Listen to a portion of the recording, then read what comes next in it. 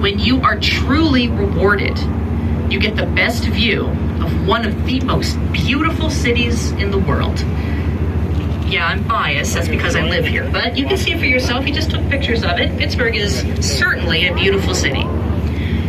It did not always look this nice. In fact, for a very long time, Pittsburgh had quite the opposite reputation. As a matter of fact, if you were standing on top of Mount Washington, but if it was back in the day during the city's manufacturing era, well, assuming you could see anything through all of the smoke, you would see a lot of soot and a lot of smog, a lot of grit, and a lot of grime.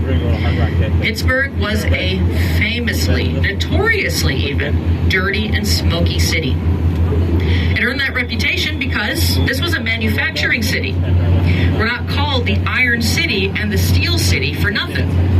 We had iron manufacturing and steel manufacturing, but also glass manufacturing and coal mines and railroads and plenty of other dirty industries called Pittsburgh home too. It was horrendous on the environment, and that's putting it mildly. But all that industry was great for jobs. So people flocked to Pittsburgh from all around the world because of the employment opportunities here. But of course, nothing lasts forever. And in time, Pittsburgh would gain a new reputation, but this time as a Rust Belt town, meaning that eventually most of that manufacturing economy would move away. In fact, by the 1980s, most of Pittsburgh's steel mills were gone.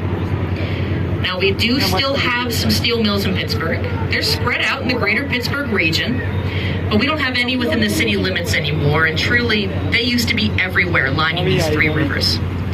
So, when the jobs moved out, economic decline moved in. And it was tough to be a Pittsburgher for a while.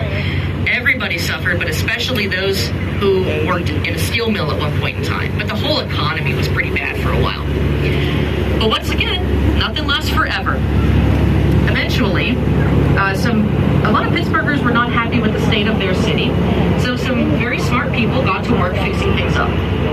Some people focused on cleaning up the environment, fixing the air quality, cleaning up the rivers, planting new trees and vegetation. Other people got to work talking to the heads of different industries and provided incentives for new businesses to move to Pittsburgh. And eventually, it would work.